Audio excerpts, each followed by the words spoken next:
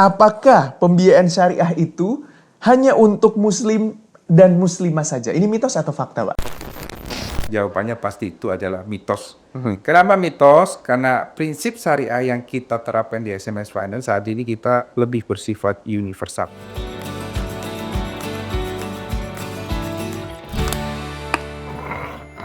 Mardi, mari diskusi.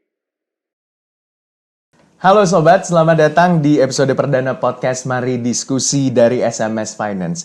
Kita akan bahas hal-hal seputar pembiayaan mobil bekas, pembiayaan multiguna, sampai dengan tren dunia digital financing kekinian dengan narasumber yang tentunya keren dan juga ahli di bidangnya. Episode kali ini kita bakal ngobrol santai terkait dengan seluk-beluk pembiayaan syariah bersama dengan Pak Abed selaku Division Head Syariah dari SMS Finance. Kita langsung ajak ngobrol bersama. Pak Abed, apa kabar Pak? Alhamdulillah baik. Alhamdulillah kalau sehat dan juga baik. Kita ini ngomongin kali ini di episode kali ini itu terkait dengan seluk-beluk pembiayaan syariah nih Pak Abed. Mungkin masih banyak sobat-sobat kita yang belum mengerti atau bahkan masih abu-abu terkait dengan pembiayaan syariah itu seperti apa perbedaannya dengan pembiayaan konvensional. Mungkin bisa dijelaskan Pak. Oke, baik. Jadi Mas Gibran, di Indonesia ada dua pembiayaan yang umum ya. Yang pertama adalah pembiayaan konvensional, kemudian yang terakhir adalah pembiayaan syariah. Kalau ditanya terkait pengertian pembiayaan syariah, mungkin jawaban yang paling tepat adalah merujuk dari pengertian Otoritas Jasa Keuangan sebagai regulator. Jadi menurut OJK, pembiayaan syariah adalah pembiayaan yang disalurkan melalui prinsip-prinsip syariah yang disalurkan langsung oleh perusahaan syariah. Jadi kalau di konvensional mungkin sistem laba ataupun untungnya menggunakan bunga, tapi kalau di syariah kita prinsip ataupun akadnya berdasarkan syariat Islam. Jadi yang di SMS Finance saat ini pembiayaan syariah kita akan tekankan terkait transparansi, kemudian prinsip dan juga akadnya kita coba bikin setransparan mungkin. Mungkin seperti itu. Transparansi, prinsip, dan juga akad yang menjadi fokus dan juga perhatian terkait dengan pembiayaan syariah, Pak. Berbicara dengan pembiayaan syariah atau terkait dengan pembiayaan syariah, kita tahu bahwa perkembangan di Indonesia itu begitu masif. Dengan jumlah masyarakat yang muslim menjadi mayoritas, tentu ini menjadi satu perhatian bagi pemerintah, bagi tentunya juga regulator, dan banyak hal yang terkait dengan stakeholder di pembiayaan syariah ini. Seperti apa sebenarnya perkembangan pembiayaan syariah sampai dengan hari ini di Indonesia, Pak? Ya, setuju Mas Gibran. Jadi sebagai negara dengan populasi muslim terbesar di dunia, saat ini kebutuhan akan makanan halal, pariwisata halal, kemudian fashion halal, obat-obatan halal, dan tidak menutup kemungkinan kebutuhan akan pembiayaan yang berdasarkan prinsip-prinsip syariah kita yakini dan kita amini akan semakin meningkat. Ya, berdasarkan data dari KNEKS atau data Komite Nasional Ekonomi dan Keuangan Syariah per tahun 2024, saat ini total aset keuangan syariah sudah mencapai 9.927 triliun. Jadi bisa dikatakan perkembangan dari pembiayaan syariah di Indonesia itu sangat begitu masif ya Pak. Dan potensi ke depannya juga masih begitu besar juga. Tapi terkait dengan potensi yang besar, apa sebenarnya Pak juga yang harus diperhatikan terkait dengan prinsip-prinsip dari pembiayaan syariah? Ya, ini mungkin sebagai jawaban juga ya buat teman-teman yang saat ini masih was-was, masih ragu dengan pembiayaan konvensional. Jadi di pembiayaan syariah saat ini kita wajib untuk menerapkan 4 prinsip. Ya. Salah satunya adalah yang pertama prinsip tentang keadilan. Apa yang dimaksud dengan prinsip keadilan? Di mana akad tanda tangan saat ini tidak boleh menguntungkan ataupun merugikan hanya salah satu pihak. Yang kedua adalah prinsip keseimbangan. Artinya adalah benefit yang kita berikan tidak hanya menguntungkan di salah satu pihak, tapi juga bisa memberikan manfaat kedua belah pihak. Relate dengan prinsip yang ketiga, kita ada namanya prinsip kemaslahatan. Artinya pembiayaan yang kita berikan harus memberikan manfaat kepada masyarakat. Dan yang terakhir, universalisme ya. Jadi prinsip syariah saat ini tidak eksklusif ya bagi kaum muslim, tapi juga berlaku untuk semua lapisan golongan. Nah, 4 prinsip ini kita juga ada larangannya, tambahannya. Kita melarang yang namanya maghrib. Ya. Maisir, horor, riba, dan batil. Apa itu maisir? Mas Gibran, maisir ini adalah transaksi perjudian, kita nggak akan biayai. Kemudian horor, ini transaksi dengan bisnis ketidakpastian. Kemudian ada riba tentunya. Riba adalah tambahan dari pokok hutang yang tidak sesuai dengan prinsip akad syariah. Dan yang batil tentunya objek haram ya. Kita juga nggak akan biayai mungkin transaksi daging babi, minuman keras, prostitusi, dan semua transaksi yang melanggar hukum di Indonesia tentunya. Oke, ada 4 prinsip yang menjadi pegangan ya bisa dikatakan dalam pembiayaan syariah. Nah, kalau prinsipnya sudah jelas, produknya apa itu Pak? Produk-produk pembiayaan syariah itu seperti apa? Saat ini kita ada 3 produk pembiayaan syariah. Yang pertama adalah pembiayaan jual beli. Yang kedua adalah pembiayaan investasi. Dan yang terakhir adalah pembiayaan jasa. Jadi kalau ngomongin akad di Indonesia, akad yang digunakan ini sangat banyak ya, menyesuaikan dengan transaksi yang bisa kita berikan kepada konsumen. Tapi kalau di SMS Finance untuk pembiayaan jual beli, kita hanya mengenal atau menggunakan akad murabahah. Kemudian pembiayaan investasi, kita menggunakan musyarakah mutanakisah atau MMQ. Dan yang terakhir pembiayaan atas jasa, kita menggunakan akad qard. Berarti ada 3 ya bisa dikatakan Pak untuk pembiayaan syariahnya. Nah, terkait dengan kalau misalnya ada yang ingin pembiayaan syariah, misalnya mau membeli mobil bekas, apakah itu ada juga Pak? Misalkan Mas Gibran nih ingin beli mobil bekas, apa aja yang harus disiapkan? Yang pertama adalah Mas Gibran cukup sebutkan aja di mana mobil yang Mas Gibran mau beli. Cukup sebutkan showroomnya atau nama penjualnya. Nanti teman-teman yang ada di cabang akan melakukan survei ataupun tanda tangan MOU tentunya untuk partner. Dan yang kedua, kita akan hitungkan untuk simulasi pembiayaannya. Nah, di situ nanti akan dijelaskan terkait harga perolehan dan juga margin yang sudah disepakati ini. Yang berikutnya adalah tentunya mobil yang akan dibeli langsung oleh SMS Finance.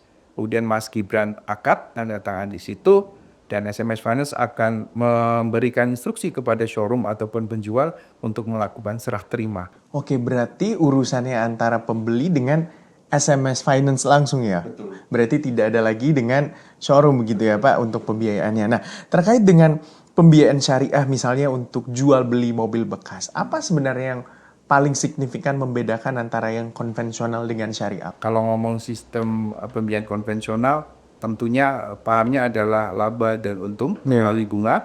Kemudian yang kedua adalah kita tidak ada denda ataupun penalti. Ya.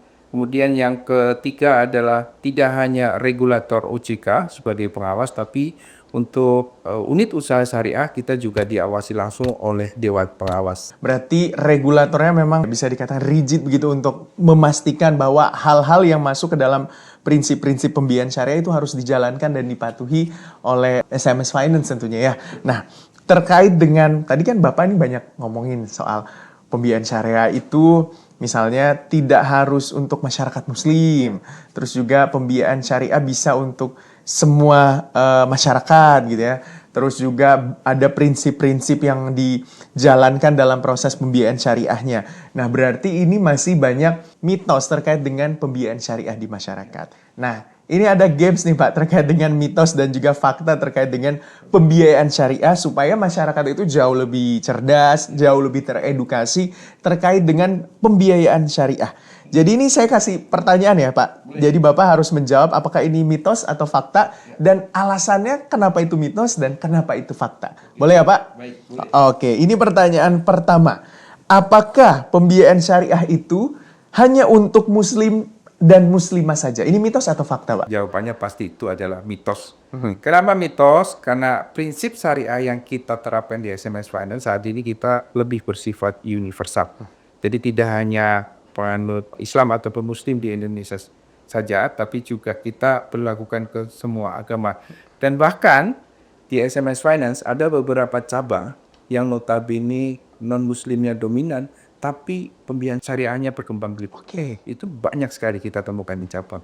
Karena apa? Karena ya secara transaksional, kemudian secara perjanjian, karena prinsipnya keseimbangan dan keadilan itu yang bisa menjawab kebutuhan masyarakat. Karena prinsipnya keseimbangan dan keadilan itulah yang menjadi pertimbangan juga mungkin bagi masyarakat untuk memilih pembiayaan syariah ya Pak. Nah, ini yang harus betul-betul diperhatikan oleh sobat tentunya ya, bahwa pembiayaan syariah itu bukan hanya untuk muslim atau muslimah saja, tapi bersifat universal. Jadi bisa untuk siapa saja. Pak, ini lagi selanjutnya. Mitos atau fakta ada penalti di pembiayaan syariah?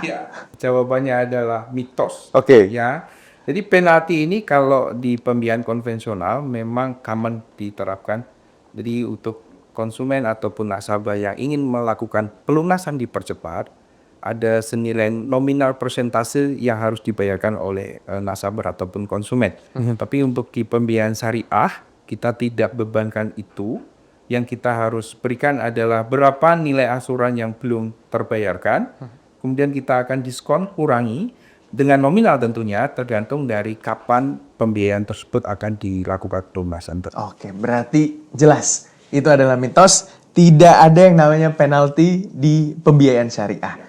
Oke, selanjutnya nih Pak, mitos atau fakta ada biaya tambahan di pembiayaan syariah? Ada biaya-biaya lain lah gitu. Jawabannya juga sama, itu mitos. Oke. Kita hanya membebankan satu administrasi sebagai administrasi tambahan untuk customer. Tidak berlaku provisi yang kita lazim dan common di pembiayaan konvensional. Jadi itu tadi mitos dan juga faktanya ya Pak. Berarti saya sebagai muslim juga sangat merasa aman dan tenang terkait dengan pembiayaan syariah. Karena kalau kita lihat dari tadi penjelasan Pak Abed, prinsipnya itu adil, transparan, terus juga menghindari unsur dan juga objek haram seperti riba, gharar, dan juga masyir ya Pak. Jadi bisa dikatakan hal-hal tersebut yang membuat saya utamanya gitu ya, dan juga tentunya teman-teman dan siapapun itu tenang dalam proses atau ketika memiliki pembiayaan syariah. Begitu ya Pak? Ya, pastinya Mas Gibran ya. Jadi pembiayaan syariah memang dijalankan sesuai dengan syariat Islam dan dijalankan dengan sesuai prinsip-prinsip Islam yang adil, transparan, dan menghindari unsur dan objek haram.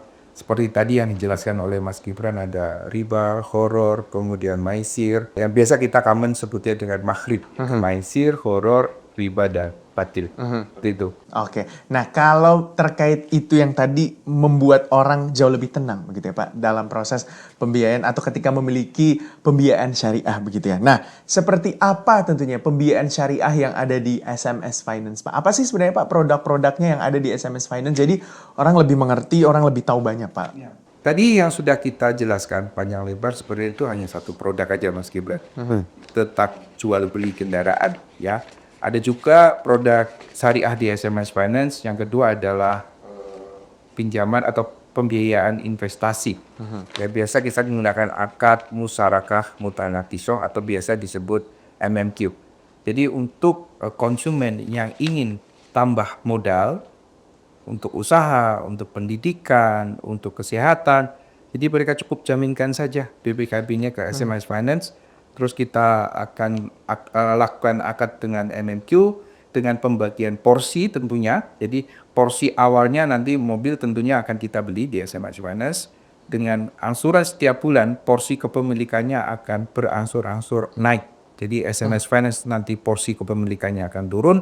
Kemudian konsumen juga akan semakin naik di akhir sesi ataupun di akhir angsuran.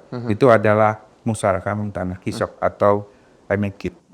Oke, saya dengar-dengar juga akan ada pembiayaan ibadah umroh ke Tanah Suci Pak. Seperti apa Pak? Mungkin bocorannya tipis-tipis teaser ya. Jadi kebutuhan akan umroh saat ini juga semakin naik. Betul. Karena ya Mas Gibran tentunya tahu ya, waktu tunggu haji saat ini sudah mencapai 30 tahun. Benar. Jadi salah satu alternatif buat konsumen jamaah yang ingin ke Baitullah, kita juga akan akomodasi tentunya. Kita akan kerjasama dengan pihak Tour and Travel untuk membiayai paket umroh. Oke, berarti dengar tuh sobat ya. Berarti dari mobil bekas sampai dengan kebutuhan untuk modal usaha, semuanya bisa secara syariah di SMS Finance. Gak hanya itu, gak lama lagi tentunya ada dari SMS Finance, yaitu bisa membantu dari sobat untuk mewujudkan mimpi atau impiannya bisa ibadah ke Tanah Suci. Nah Pak, itu mungkin tadi yang sudah Bapak banyak jelaskan terkait dengan pembiayaan syariah. Jadi bisa dikatakan ada begitu banyak produk-produk pembiayaan syariah dari SMS Finance, terus juga sesuai dengan prinsip dan sesuai dengan apa yang menjadi aturan juga yang sudah ditetapkan oleh regulator di Indonesia terkait dengan pembiayaan syariah. Jadi bisa dikatakan ada beberapa faktor juga yang harus menjadi perhatian dari masyarakat dan juga tentunya semua orang gitu ya terkait dengan pembiayaan syariah. Yang pertama adalah faktornya terkait dengan pembiayaan syariah adalah sistem keuangan yang berlandaskan pada prinsip-prinsip ekonomi Islam yang mengutamakan pelaksanaan usaha sesuai dengan ketentuan akad syariah dan juga mengedepankan proses yang transparan serta prinsip-prinsip seperti keadilan hingga tidak mengandung unsur ketidakpastian untuk kedua belah pihak. Perjudian dan juga spekulatif, riba dan juga tentunya riswah, zulm dan juga objek-objek yang haram tentunya ya Pak. Dan yang faktor kedua adalah kita membongkar tadi mitos-mitos seputar pembiayaan syariah yang ternyata nggak hanya terbatas kepada umat muslim saja atau muslim dan muslimah saja, tetapi ternyata bersifat universal untuk semua orang, siapa saja bisa menggunakan pembiayaan syariah tentunya. Dan ini tentunya juga menjadi berkah bagi kita semua. Jadi kita juga tahu Pak, atau tahu banyak tentang produk pembiayaan syariah yang ada di SMS Finance yang prosesnya mudah, cepat, bebas provisi hingga tanpa penalti. Betul ya Pak? Tepat sekali, Mas. Oke, berarti sudah tercerahkan kita seperti apa dengan proses pembiayaan syariah. Terima kasih Pak Abed untuk waktunya dan juga kesempatannya sudah hadir tentunya di podcast kita di hari ini, di podcast Mari Diskusi dari SMS Finance. Semoga semuanya apa yang tadi Pak Abed jelaskan bisa mencerahkan, bisa mencerdaskan, dan memberikan pengetahuan bagi seluruh masyarakat terkait dengan bagaimana pembiayaan syariah tentunya ya. Oke, nah sobat jangan lupa tentunya saksikan terus podcast Mari Diskusi dari SMS Finance karena kita masih akan ada banyak episode-episode menarik dan juga seru lainnya. Stay tune ya.